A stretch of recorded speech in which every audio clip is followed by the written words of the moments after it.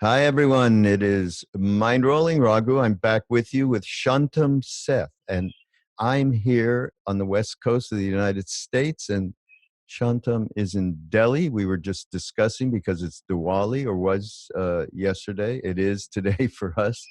And I was worried about the particles he might have been breathing in. Jeez. So you're okay though, right? And he's sitting outside everybody. You can't imagine because I spend a lot of time in in that area. So you're okay? Yeah, I'm fine. I'm fine. And, the pollution levels are very high, but as we don't see it, we don't bother too much about it. We live happily, 23 million of us, doing our daily work without realizing that we're actually living in a little bit of a sort of particulate bubble. Particulate bubble. Oh, all right. Well, everybody stay safe. We're living Yeah. where there's fires in California Oh, yes. everywhere right now. So, Oh, I'm so sorry. Yes, yes. I it's read. uh, it's that Yeah. it's that part of the yuga, that Kali Yuga they talk about, Yes. Hmm. maybe. Yes. So, Shantam, everybody, I couldn't even begin to talk about all of the kinds of things that Shantam is involved with. But I mean, from the kind of good works that he's been doing in different parts of India to his dedication to Buddhism, he spent a lot of time in the West. You know what, to me, though, the most compelling thing for me when we met and I was got a little familiar with who you are is Thich Nhat Hanh, and the time that you spent. I saw a beautiful picture of you and everybody. Thich Nhat Hanh is who is still with us. Is an extraordinary Vietnamese Zen monk, and he's had a vast influence on worldwide, but certainly so much so here in the West. So enough for me. Tell me a little bit about you. Grew up, and then how did this all evolve for you in terms of your commitment to the path, most Yes. particularly? I think the I started. I lived a sort of regular life in India, which is I was brought up in a relatively privileged way. So I went to a very fancy school here. Went to what is considered the best university, and then um, emergency happened in India, which is a type of a control of all your human rights by the political establishment. So my parents thought maybe good for me to go out of the country. So I went to study footwear manufacture in England. I was only 18 or 19 at the time, and I suffered 3 racial attacks at that time. And I realized that everyone isn't always that good to you.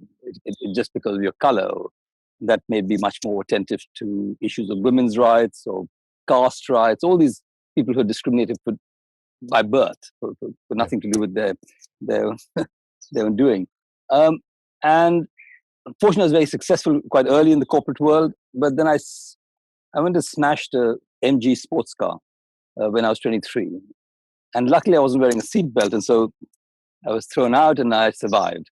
And so when I woke up out of coma in hospital, I thought, what have This I is done in for anyone? England, Shantam. Is This this is in in England? England. Yes, I Yeah. was studying in England and working in England in a multinational company called Clark's. And it was interesting because I'd been working for them in India, buying shoes in India. I'd moved out of my hotel, I remember, in Agra, and started living with the Jatavs, which are the shoe workers, and living in their slum to see what is their conditions. Because my hotel bill for one night was more than what they earned in a week, doing an extremely intricate, skillful job of making shoes. You need the skill of an eye doctor for that sort of work, what they were doing. So I started living with them. So I knew there was a lot of suffering in the world, but I hadn't done nothing for it. So when I came out of hospital, I decided that I want to do something for the world. And at that time, the only thing I understood was politics because of what had happened. So then I got, and I also didn't understand why poor people poor and why rich countries rich and what is the relationship. Why I, as a 23-year-old, should be earning so much when a 50-year-old skilled man in India is not, just because I was earning for a British company. So then I decided to go to university to understand these questions. But I also became an activist. And through my activism, I got elected as a Green, and all sorts of different things happened. But basically, I became a little bit on the front line of the anti-nuclear movement, which led me to get arrested, go to jail. And I sort of became anti-establishment, anti-racist, anti-sexist, anti-apartheid. So it was a bit like that. So that built a lot of anger in me. It was anger against injustice, but it was still anger. And I realized I was becoming part of the problem. And at one point, I sort of had a burnout, sort of breakdown. Maybe some people call it compassion overload or whatever it is. But anyway, something happened which made me really feel like I had no energy. And at that time, I started looking for a spiritual path. Being brought up in India, even in quite a secular way, I started searching. So I first went to Indian gurus. In fact, I remember on that search, I even went to Kanchi at that time. I went to Hira Khan Baba's place. I went to Kanchi. But Neem Karoli Baba was not alive. Yeah. This was in the early 80s. 80s, yeah. It was just a relatively sleepy little ashram. I went to many of the well-known gurus of the time, the Ammajis and the Sai Babas. But I found there was too much. I realized I'm not the bhakti path type. So I remember Ammaji saying to me once, there were only 20 people with her at that time. Now it's millions. It was just a small ashram in Kerala. And I remember saying, Shantam, you need more faith, you need more faith. I said, yeah, Ammaji, I have a skeptical bent of mind. So anyway, I loved her. I thought she was great, but it was not my path. Then I went all over the place, Quakers, Sufis. I did the works. And then I became a manager of a performing troupe. So it's a long version to your answer, but it tells you why I came to this. Yeah. And to Thich Nhat Hanh. And then I started slowly finding that the Buddha path was very much aligned to my way of looking at reality. I think there were different elements of it. One was, of course, the primacy of suffering. I felt that, it's not just all bliss around. And because of my own personal suffering and also the suffering of others. And that's the starting point of the Buddha Dhamma. And then the second thing I liked very much was the idea of anatma, or there was nothing which had intrinsic existence. Because I felt that the whole Atma theory in India had justified a caste system and a lot of oppression over centuries. Individual soul. The idea of the individuated soul that transmigrates body to body because of karma of your works in one life to the other life. And this, being brought up in India, I was highly suspicious of because of what I saw around me. And then I felt the whole practice of self-reliance, that you can control your reactivity to certain things, that it isn't all predestined. There are lots of schools of thought in India which are also very much of, what me worry, it's all, Satchitananda, bliss. What me worry. That's Alfred E. Newman. That was a philosophy that started here in the Americas. Yes, maybe it was, nobody patented it, but I know that there was this one which Meher Baba said, what is it? Don't worry, be happy. Okay, yes. And that got taken by some fish. I bought a fish for my daughter some years ago, and he opened his mouth saying, don't worry, be happy. So, all right, well, wait, now I got to tell you, Shantum, wait, I have to... Sorry, I just sidetracked, sorry. No, it's not. It's not at all a sidetrack. The fact is, it's a funny thing because both Ramdas and I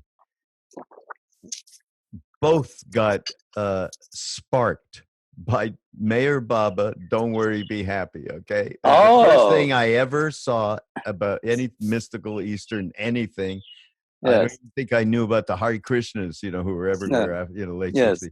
Yeah, so Meyer Baba's our guru. Yes, we love him. Yeah, he was Mr. Love, and yes, yeah. I remember he used to feed, the mosques in India, right? These are God intoxicants. They would just be laying out in the street, and they couldn't even feed themselves. They were so lost in bliss. Yeah. So Meyer Baba would go and he would feed them personally, right Yeah. in, food into their mouths. No. Phenomenal. And I never had the honor to meet him, but I know some of his disciples. And I realized that I remember there was something which stuck in my mind, it still sticks in my mind. It says, I have not come to teach, I have come to awaken. It's and so I think that is my path still in a way. But anyway, so coming back to my little Buddha story. Yeah. So there, and I think the fourth element, which I really liked, was the element of mindfulness practice. And, I'd been practicing now, I started practicing with Goenkaji on his Vipassana things in India. And then I went to America as a manager of a performing troupe. And it was a 2-month tour of the West Coast in all these sort of hip places, Esalen and I don't know, these near some lake in the mountains, beautiful lake areas. Lake Tahoe, that's right. So we were all these sort of, slightly upmarket hippie places. And then I started meeting people who were interested in Buddhism and Native American teachings. And I felt by this time I needed some grounding. I'd got involved with quite a lot of Shaivite chanting and things like this. And I needed some grounding. So Buddhism also helped me with grounding. And then slowly on that search, I asked somebody, do you know somewhere where I can combine Native American teaching with Buddhism? And they said, there's a place called Ojai Foundation. That's where I am right now, in Ojai. No. Oh, really? Yeah. So anyway, so that's where I went out. I hitched down. I went down. I was a bit like an Indian hippie in America, actually, in that sort of way. Yeah. Searching for, a spiritual path. And it's important, just as an aside, I think for people from the West, when they come to a country like India, they have no particular place to understand the society easily, to make that. So they're very open to experience both internally and externally. For me, being brought up in India, I had too many reference points to know what is working and not working, and what is a hoax and what is not a hoax, and what is also allowed and not allowed by my family social structure. Whereas going to America, I was free. So I could hip around, from making jewelry on the beach or working in an avocado orchard or, whatever I had to do, but also sort of spiritually. So it was interesting that you have to go to an unhabituated environment to actually touch those seeds of awakening or something which allows you to open. So I think that's what happened to me in America. It was a bit of a reverse for me. I went to America for my spiritual,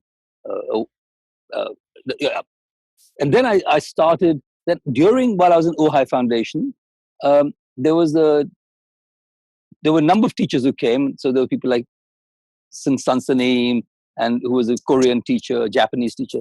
And then there was a retreat by a man called Thich Nhat Hanh, and nobody could pronounce his name. So they just called it, the Kick the Can retreat, because who was anyway. So on the second day of the retreat, I remember he was teaching us walking meditation, and it's this Sierra Madre. I don't know what. There's some beautiful hills around Ojai. Yeah, mountain. And, beautiful mountains. Yeah, so we were walking there, and I think for the first time in my life, I really touched peace as a visceral experience rather than as an idea. I had idea of peace in the world, but what happened? What was the actual... I think it was just when I was stepping on the earth, the way the instruction had been given by Thich Nhat Hanh, we call Thai, was that I really felt that I had lost that sense of me and mine and I, whereas I was really in touch with the earth in such a way that there was no separation.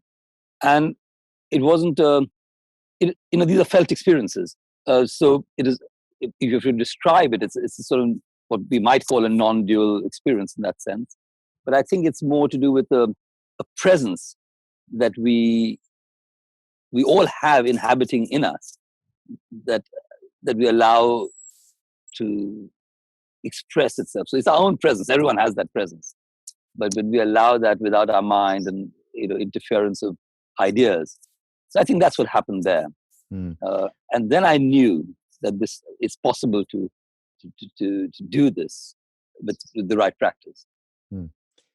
And then the story carries on. Yeah. Yeah. Well, carry on a little with Thai, because we'd just love to hear how your experience of being with him, meeting him, and you spent quite a bit of time, I think, with him. Yeah. So that was in 1987. Krishnamurti just passed away recently. This land was just above the Krishnamurti Foundation, and I went back to India after that, thinking I've met somebody and I know a path.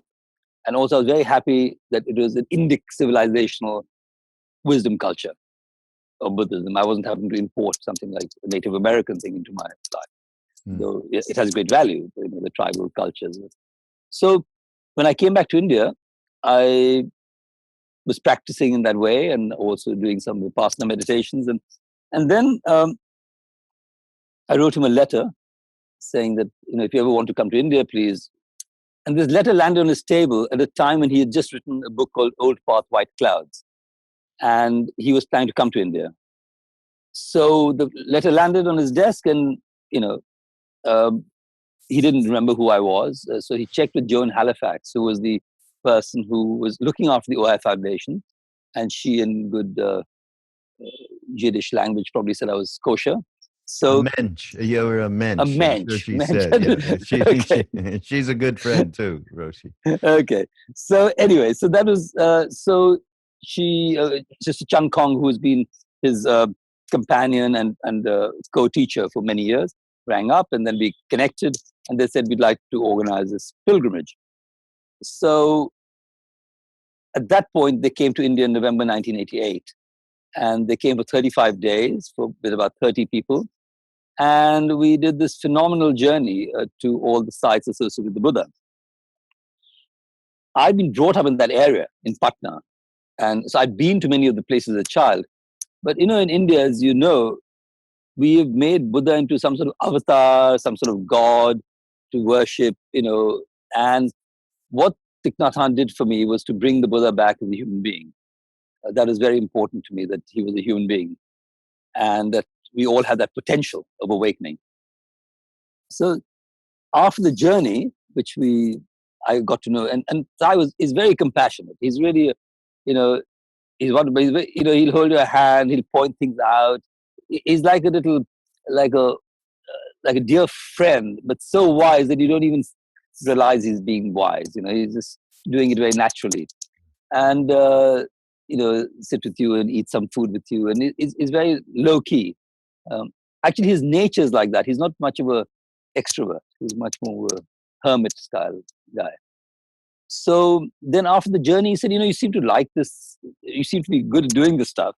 Why don't you do it every year? It's a practice the Buddha suggested in the Mahaparinirvana Sutra to do pilgrimage associated to the sites associated with the Buddha. It's a practice. So he said, why don't you do it every year? So from 1988, I started doing a practice every winter, going to all the pilgrimage sites. And as a practice. And in the summer, I'd go to Plum Village, which is the center of Thich Nhat Hanh in France. So this became my two sort of things in the year. And the rest of the time, I was working in social development with Oxfam, and then I worked with the UN. But every year, I'd do this as my thing. So I was trying to combine my spiritual and social life and my political. I was still a political animal, but with the spiritual bent, I guess.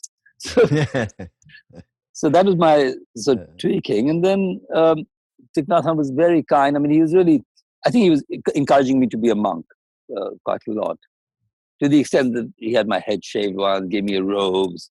But at one point I realized that wasn't really my path. And I, in fact, remember telling him that in India, many teachers are grihasthis, are family people. And he said, well, you can't combine the two, but he said it's a more difficult path in some ways. And so I said, yeah, but most people who are coming to the ashram, to Plum Village, are suffering from two things I see. One is relationships and one is livelihood. And I said that I'd like to go through these myself and see if I can still be a happy person, and if not, a free person. You did you? Okay. Well, that's how I've always tried to take the harder path in a way. Yeah. And he did say, he says it's a tougher path, Yeah. So, Yeah. Well, um, Neem Karoli Baba used to say to us, marriage brings you greed, lust, and attachment. Go for it. And then marriage, what? marriage brings greed, lust, and attachment. Right, right. It is a I think, difficult path. And you know what? I was very friendly with one of the women there, and we spent a lot yes, of time. And he would, every time we'd go there, he'd say, "Oh, tomare doste? Are you friends now? You're friends? Oh, yeah, we're friends." Anyhow, that advanced to another stage. And then he said, "Well, just get married. Are you going to get yes, married?" Because he never told us to do a thing. It was always, right, even going to the Vipassana course. "Are you going to the yes, court?" It was all like that. And then at one point I said to him, you know, you say that marriage brings greed, lust, attachment. Why would anybody do it? I was kind of saying, are you doing this to me? This is rotten. yeah, I don't want to. And he looked at me and he just went, your desire. And then I got it mm, completely. And thank God I got that then. And I knew I had to go yes, through it. And I did, yeah, mm, Yeah, we have yeah. two But wonderful I think, sons. what I've learned also, Raghu, is that uh, these seeds arise, are latent in everyone, whether you're a monk or not a monk. And if it's not greed of one sort, it'll be greed of another sort. If it's not attachment of one sort, it's an attachment of another sort. Whether it's to power, position, something, even attachment to the idea of awakening or personal enlightenment. So I think what I like about the Buddha's teachings is really looking back at your uh, mental formations and your mind states and seeing, okay, so, oh yes, that is a form of greed or from jealousy or from attachment, and oh, that's what it is. And then you train your mind to see, okay, why is that coming up? And you start seeing a pattern, and you start saying, oh well, but 5 minutes ago I wasn't feeling like that, so why should I react on this now? And 5 minutes later I'm not feeling like that, or I can come back to my breath and you know change the channel, the inner channel. So I think I've learned a lot of that from Thich Nhat Hanh, and Mm. obviously from the Buddha's teaching, that lineage. And I also feel that now it's, I mean, the sort of work I do now a lot is around school education and trying to bring that to young people, because I've realized it's not rocket science. If we'd learned these things as kids, we wouldn't have created such a mess in our lives. I mean, in our young lives. Maybe it's fun, with all that jealousy and all those hormones running around, but we may have uh, created less suffering for ourselves and others. You know, uh, I unfortunately, karmically, whatever, I have not met Thich Nhat Hanh. I've not been to Plum Village and so on, but I've heard so much from Roshi Jo in Halifax, um, just about her time. She spent quite some time with him. And aside from what you talked about, which was you had these moments when you were with him doing walking meditation in Ojai, California, which is mind blowing, by the way. Do they still have land here? No, we didn't have that. It belonged to the Ojai Foundation, so he was just doing a Oh, retreat oh, he was for just on the artists, retreat. a Yeah, yeah. 7-day retreat for artists, Right, right, which right. is Anyhow, so what you experienced, which was being completely present and not yes, self-referential, and the kind of peace that comes with that, this is what I've always thought of when I think of Thich Nhat Hanh. But there's something else that maybe, maybe I'm projecting, but in everything in his teachings, there's a sense of real accomplished resilience to what comes our way. And I think that emanates from him because he's in such a present state. mm, But yeah, talk about that resilience, and yeah. does that resonate with you regarding an attribute that you might have picked up from him, maybe without calling it that? Yes. So I haven't seen it. I didn't meet him when he was in Vietnam, where I can imagine this was where he trained in this sort of inner resilience. but I saw him for 30 years. I've seen him more than 30 years in Plum Village, in India, in America, and all around the world. So in Vietnam, I feel later in Vietnam. So I feel that I've seen him respond or be in situations which are not easy at all. Whether it's with a parent of somebody who's become a monk, who's not supportive of their child becoming a monastic, or being with uh, the president of India, or being with the corporate heads, or being with a monk who wants to leave, or some. And I've seen how his presence is, or even people like me who I would ask him, stupid questions. I mean, I'd spend 30 days with him and then ask him a really banal question, which, and I think that resilience was not saying, what a stupid question, or being affected by the emotions of the person who's asking the question, or the over smart aleck in the corporate guys, saying, hey, what is this about? So he's able to bring a presence of his own into the conversation. And that is a great art, because you're not being swung around by the external dimension. I think he has a very strong presence, that present moment awareness. And his brain, heart structure absorbs things quickly, but stays centered. And he uses his breathing for that. That's what he's taught me and many millions of others, how to use your breathing as your anchor. And so I find with him that he really walks his talk. So when literally walks, when he does walking meditation, or when he teaches, he's teaching from his own experience. And of course, his primary teacher is the Buddha, and whether it's the teachings of the Anapanasati Sutra or the Satipatthana Sutra, the Pali text, or whether the Mahayana text, the Heart Sutra, he lives those teachings in an embodied way. So I think that's what I find. That's how the resilience comes, is that he understands his interconnectedness with everything. There's not this individuated self, and there are also cause and conditions creating a particular manifestation of a situation in a particular space and time. And it is how to respond to that in a skillful and appropriate way. And that's what I would talk about as a sort of inner resilience, that it has to be appropriately situated. So it's not always the same answer to the same question. It's not always the same reaction, same response to a particular circumstance. So I would interpret inner resilience as that you are coming from a space of reflective wisdom. But I or think intuitive wisdom. Yes, intuitive wisdom is very appropriate. But I would say, because when you talk about him teaching around the breath, yes, I think no matter what, for all of us that have adverse conditions that arise, and that adversity sometimes can take the form of traumatic stuff, people being really ill, people dying, all of it.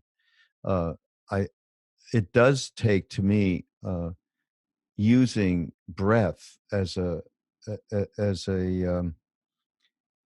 intentional way of stopping the reactivity and creating a spacious atmosphere around this adversity, in order for one to actually have what you call an intelligent response to it. Would you say that that's fair? yes.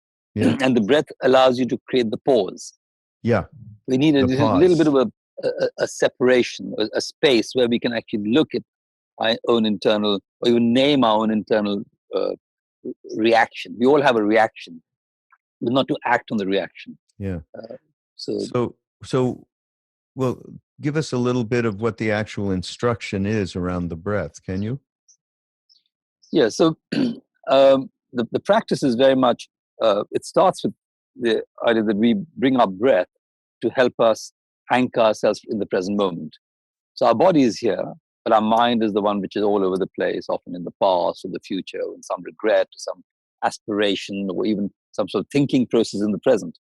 So it's always about training the mind to come back into the present. So the present is the only time we have any control about. Um, and so as we know, the past is gone and the future is just an idea.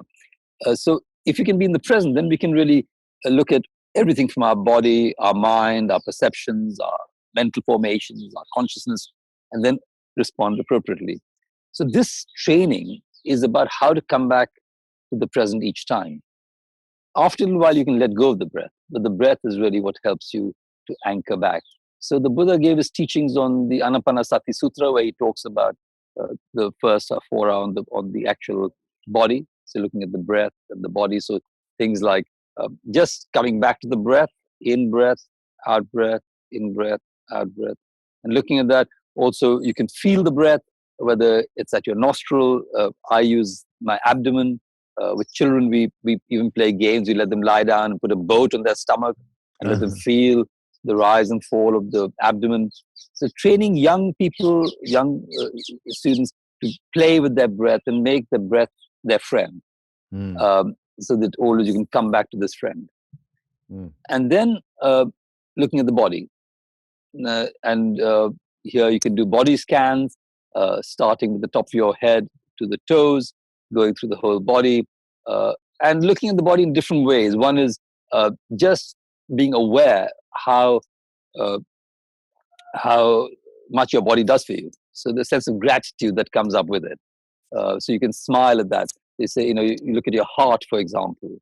You scan your heart, and your heart's been beating before you were born. Your feet, you walk with your feet, your hands, how many things you do with your hands. So when you scan your body, it's not just scanning the body to like a shavasana where you're relaxing it, where, you're actually being aware and smiling at that part of the body, saying, thank you. And in that process, you become more aware. It's like your heart, it's not that you have to wait for an attack, some SOS coming. So you become aware of how you're treating your heart, your liver, etc. And then you also, this sense of, it's like a love meditation to your own body. So if you start with that sort of thing, just being aware of your breath, being aware of your body, you start feeling a sense of wellness in yourself and towards yourself. And many of us have, people have negative attitudes about themselves and their bodies. I think it's very important that we love ourselves and love our bodies and grow to that. It's not just love but knowing that this is what it is, and if you're not accepting the present, whatever the present is, then you're going to suffer. Yeah. And then that moves to emotions. So you look again at the breath, and as you were talking earlier, how when an emotion arises, how to try and pause before reacting to it. Yeah. Yeah. And so naming it, say if it's anger or jealousy, say, hello, my old friend, anger, here you are again, if you can. And then embracing it with that mindfulness. So mindfulness is the key seed that we're practicing in everything, from opening a door, brushing our teeth. So it carries on like that. That's the practice. Yeah. I mean, I just think though that the idea of just connecting with your breath and into your body, trying, sometimes people unfortunately get a little bit caught in their heads around naming stuff and oh my old friend, you're back. I find, and working with people, going directly to the breath and identifying just with the actual, the in and the out. Lie down and put a boat on top of you. I don't care if you're 3 years old or 83, right? I mean, anything that will make that link happen, so that we're just not chasing after these habitual patterns, which we unfortunately do a lot. So, hey, listen, Shantum, the other thing is you've met a lot of remarkable people, have you not? Well, I've been blessed, fortunate in this life to do so, yes. All right, so whatever I've seen you a wonderful picture with your Afghan hat and the Prime Minister of India, President of India, I can't remember which one, all the way to His Holiness, right, Dalai Lama. So give us a couple of anecdotes here. Yes, so I have these different parts of my life. One is, of course, as a political activist and also a social worker. So in that context, I respect people like Kofi Annan. When I worked at the UN for 15 years, meeting him, I felt he was a great person in many ways, low key. But I also see lots of people as sort of global parents, global figures. So His Holiness, for example, the Dalai Lama, I think is a Who we wonderful example. love, yeah. And his presence is so personal. He really makes you feel that he connects with you as a friend. And Thich Nhat Hanh is actually very much the sort of the boy at the back of the class compared to Dalai Lama, who's like in the front, high. And I've seen them together. I've been at situations where they've been together, yes, meeting each other. Huge love and respect for each other, but quite different in character. Thich Nhat Hanh is a patient, clear, teacher sort of way, looking at how you can simplify the teachings to, for a child. And His Holiness is a political animal, but also a great being. Then I think other spiritual masters I mentioned, people like, Ammaji, I respect her a lot. I think she embodies love to a large degree. And then in the political field, because I'm involved in that, all sorts of people from, of course, Dr. Manmohan Singh and Sonia Gandhi, and then Modi, who's now the Prime Minister. Oh, really? Modi? Yeah, not my flavor of the month, but anyway, or the years. But still, to meet them is important to know where they're at. And I think those happen partly because I'm one of the few Buddhist teachers in India. So, so I have to trot out some Buddhist teacher. There are lots of good Hindu teachers, but very few Buddhist teachers. So that are Indian-based, you mean? That are India-based, yeah. Indian-based Buddhist teachers, that's right. Yeah, we lost Buddhism in India in the 13th century. So besides the Tibetans and a few Bengalis and others, they're not that many Buddhists. How did we lose? How did that happen? How do we lose Buddhism? I think it's a sort of one of these mysteries of history. We don't know exactly, but I think it was a combination of basically a clash of Brahmanism and Buddhism, and patronage and things which changed from one hand to the other. And then when Islam came also to India as a conquering force, then I think that was the last nail or last straw on the camel's back. But I think it was much more to do with because it was already in decline from the 7th, 8th century, and Islam came only as a conquering force later in the 11th, 12th century. So it was mainly the clash between Brahmanism and Buddhism. But I think, I think I've been fortunate to meet, but not just them. I think I treat everyone as my teacher. I meet all sorts of people every day. Yesterday I was in Varanasi. I was doing a walk. I'm creating these walks where the Buddha actually walked. So we know the spots where he went, like Sarnath or Varanasi or Bodh Gaya, but we don't know how he walked. So I've been doing some work on mapping those. So I met a tea stall man yesterday. I sat with him for a good half hour, 40 minutes, and for me, he was my guru at that time. He's been sitting there for 40 years. I said, well, this is like Buddha Chai. We renamed the stall Buddha Chai stall. I said, well, the Buddha must have come here. He said, yes, and there was the heart, and this was this thing. And what a happy man, but living a very, in terms of economic survival, very poor man. But 40 years, but happy with his chai, excellent chai. I'll be taking about 40, 50 people on a walk in December on Christmas Day. So I was doing a recce. And I'm going to stop at this place and we're going to get some kachoris and, make chai. And he's going to, get on the map, as it were. So I feel like that. And it's not just humans. I sit under a tree in my house and I see how this tree is growing. We put our daughter's umbilical cord under the tree when we planted it. So this tree is now flowering, and how, human beings and nature can manifest in different ways, whether in a symbiotic way or not. So there are a lot. So I think it's not just the big shots, really. I think, and I think I want to add one thing. I think Thich Nhat Hanh's great work, actually, is the building of a Sangha, of a community. I think that is going to be his legacy, and it is the Buddha's legacy too. That's why we still have the Dhamma 2,600 years. It is amazing the people he's collected around him who've become monks, nuns, lay people. It's a wonderfully beautiful family, whether it's in Latin America or Hong Kong or Russia to Liberia. And I think this aspect of his teaching, and it's not it's actually when we say Buddham Saranam Gacchami, Dhammam Saranam Gacchami, we also say Sangham Saranam Gacchami, which is taking refuge in the Sangha, in the community.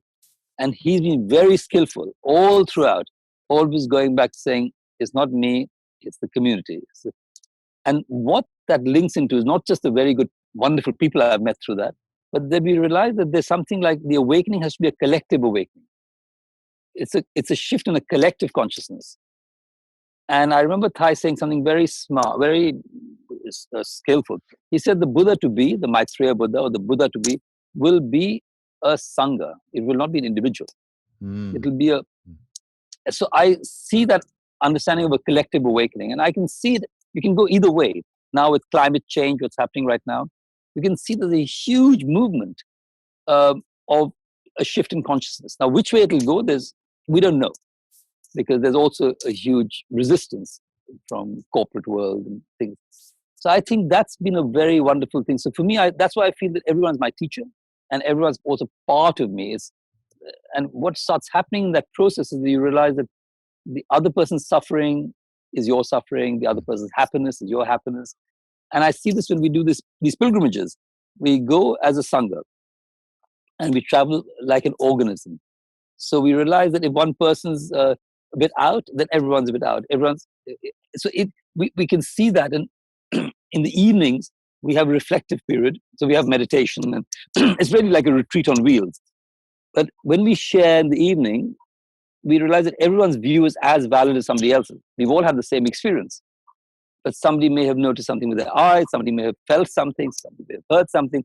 And when we share like that, we realize that we're traveling with 15, 20 pairs of eyes and ears, not just my eyes. Yeah. And that has a very different dimension of reality.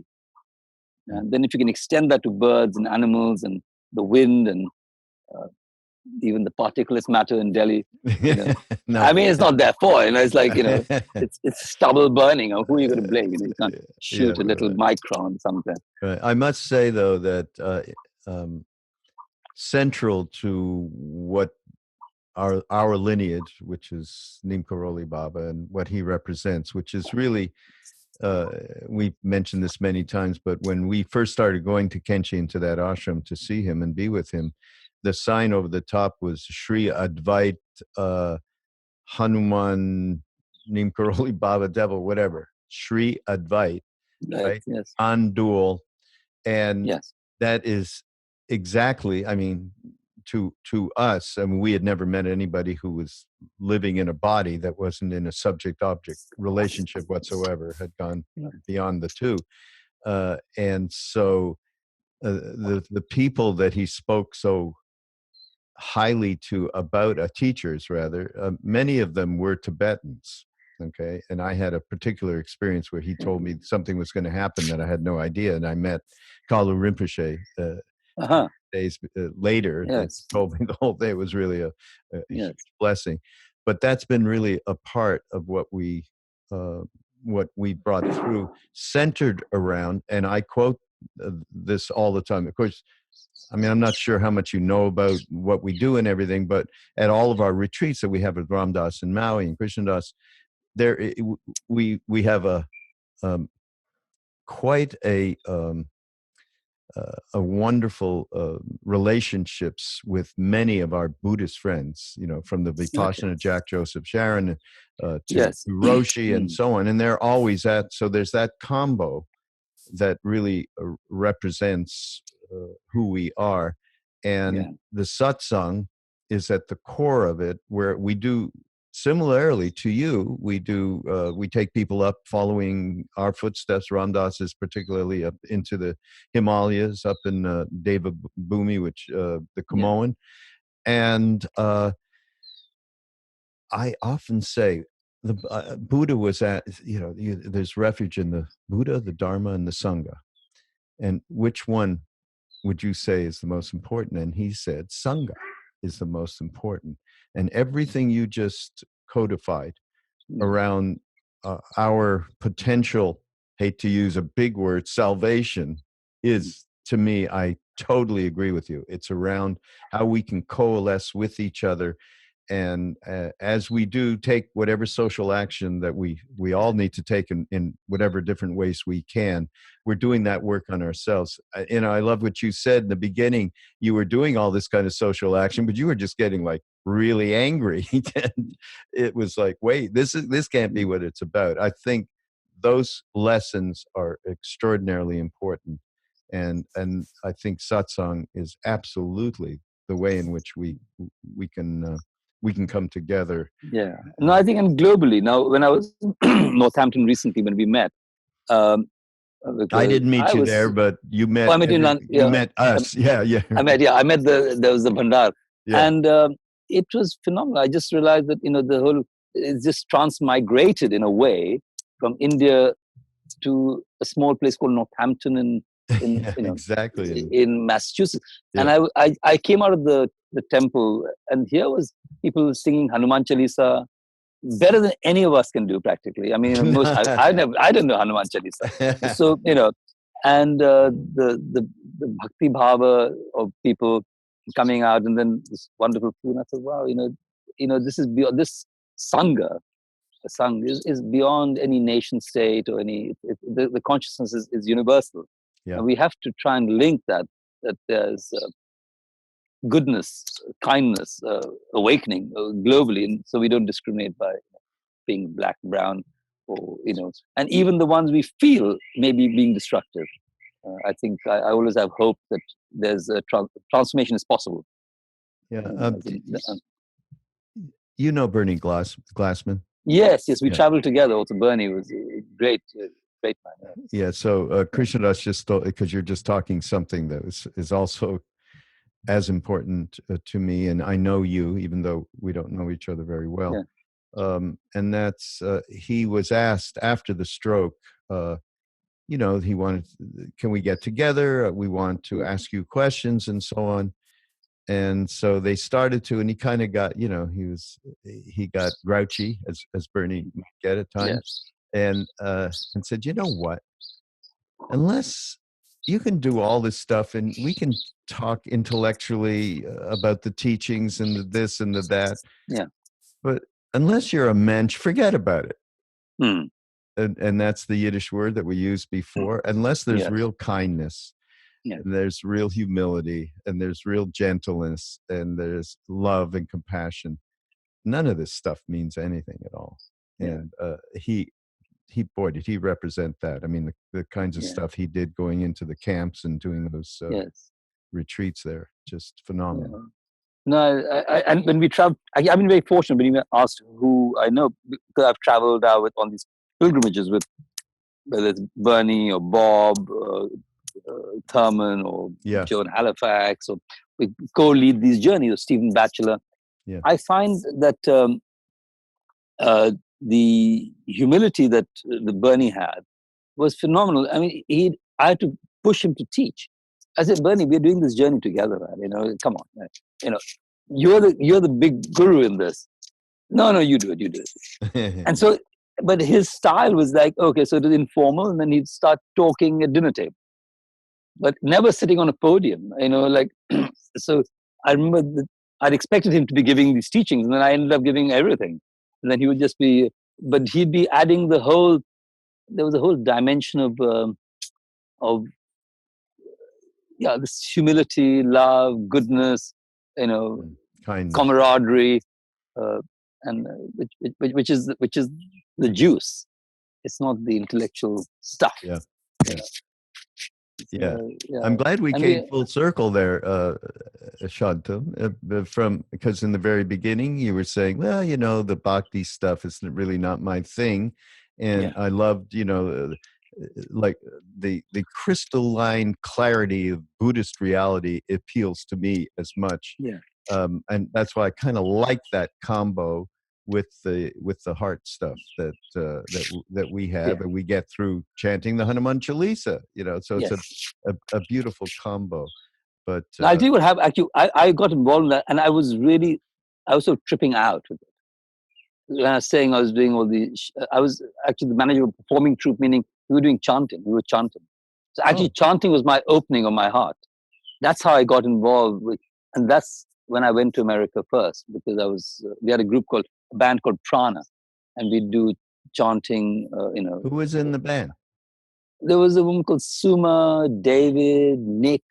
It was based out of Wales in England. We live in teepees, and we did a lot of festivals in England. Really? So then we got this idea to go to America, drummers, and basically we were doing Hindu chants, African chants, and then chants ourselves, so many of them very popular now, the rivers flowing and all that, and we do all this stuff.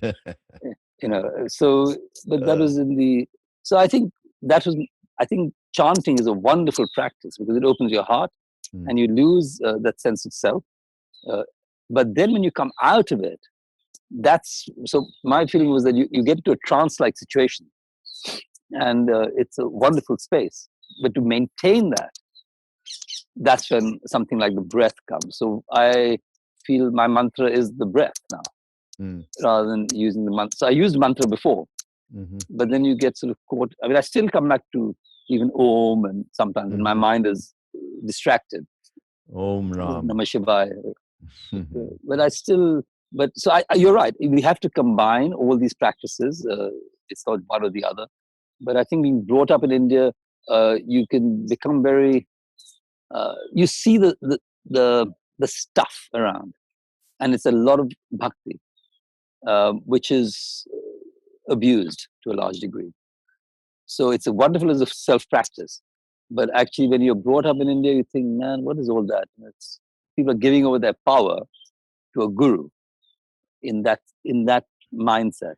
Yeah, and but sorry to interrupt, Shantum, but just the thought came to me actually. Well, you were, thanks for coming and joining us for the Becoming Nobody Ram Dass movie. But if you might remember, when there was footage of Neem Karoli Baba and Ram Dass was talking over it, he talked about, so they took my life over. I was there for 6 months. I just did whatever they asked me, and it was all a joy.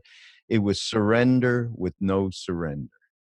So I just want to, that's the other side. Yes, there are many, shall we say, unkosher teachers and gurus in India and anywhere, but particularly there because it's a good gig. But and the ones that are real, which we can say are fewer, but those ones that are, there's no matter of surrendering. You're not surrendering anything, right? That you realize that this is all within, without. It's not a matter of an In other. fact, the one who bows and the one who's bowed to are both by nature empty. So so there is no other, and and I see that even when I do that for when we go to an altar. Absolutely, even with the Buddha exists within you and outside. Now, I think you're right, and I think over time you realize, as a young man, you have a slightly different view of what is right and wrong, and then you slowly realize that love is really the key ingredient, and how you come to it, to that awakening is, whether it's through in sort of Gyan Yoga or Bhakti Yoga or Karma Yoga. That's beautiful. Look at all of the availability to each person's penchant for whatever makes it work. Okay, so combining it. How about a little meditation? Since you're. So I have my bell, and I thought that since we spoke about the breath, I think we'll just do something very small around the breath and being aware of the breath. Okay, great. So we call this a bell of a mindfulness bell, and this is a bell which is invited to both tune our mind into the sound, and then from the sound into the breath. And I'll just guide it lightly. So just sit in a comfortable way and try and see that your back is straight, So the abdomen area is free to be, to breathe easily. And now, if you want, you can close your eyes or put a downcast view, but an internal look. And just listen to the sound of the bell, and I'll invite it 3 times.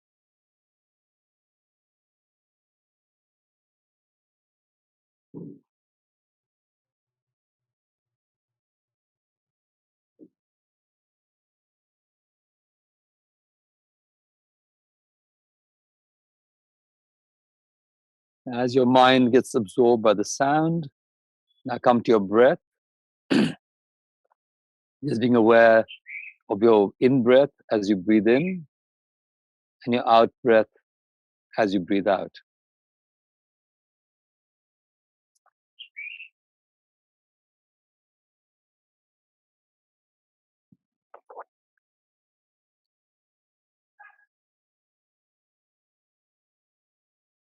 If you find it easy, you can put your hand on your abdomen and just feel the rise and fall of the abdomen as you breathe in and as you breathe out.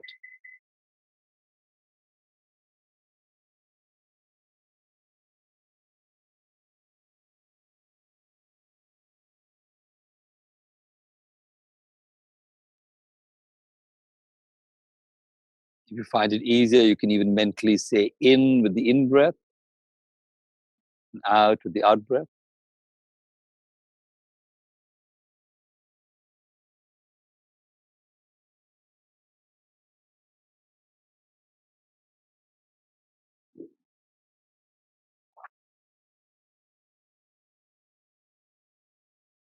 And be aware of the whole length of the breath, from the beginning of the in-breath to the end of the in-breath, from the beginning of the out-breath, the end of the out-breath.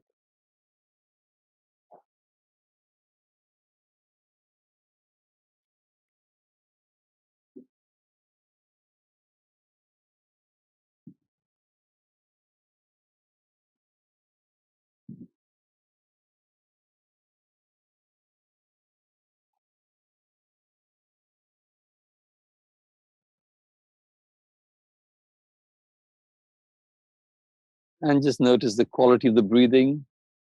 You may notice it's getting deeper, going slower.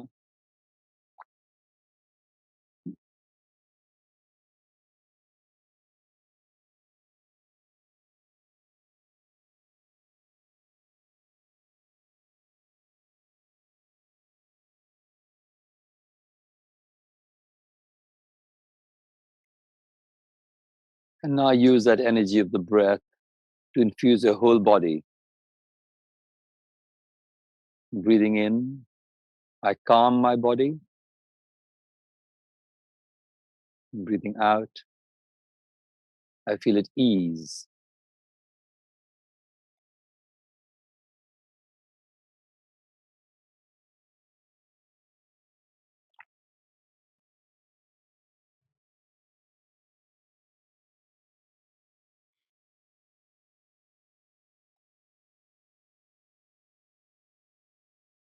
Calm, ease.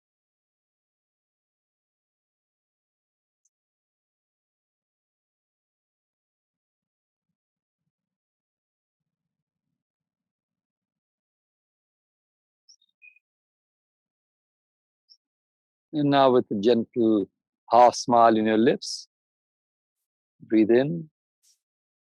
And with your out breath, release. Release all your thinking, your projects, your ideas. Breathing in, I smile. Breathing out, I release.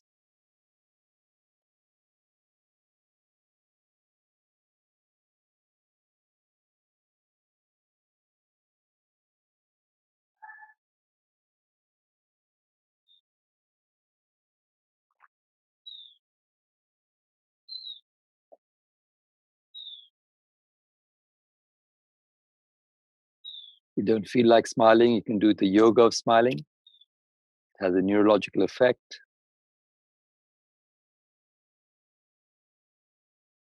Just move your mouth like that. Smile. Release.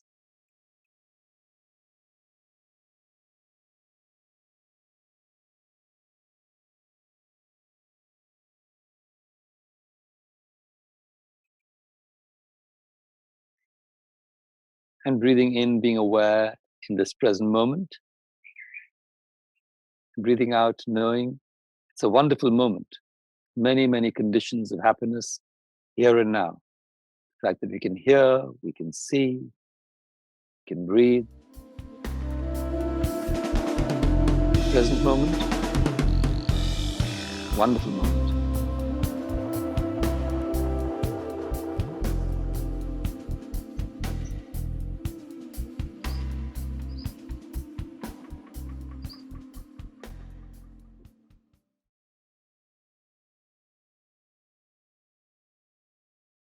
And now I'll invite the sound of the bell again. So be aware of this miracle of hearing. And those of you who have your eyes closed, when you open your eyes, after 2 sounds of the bell, be aware of the miracle of seeing its forms and colors and shapes.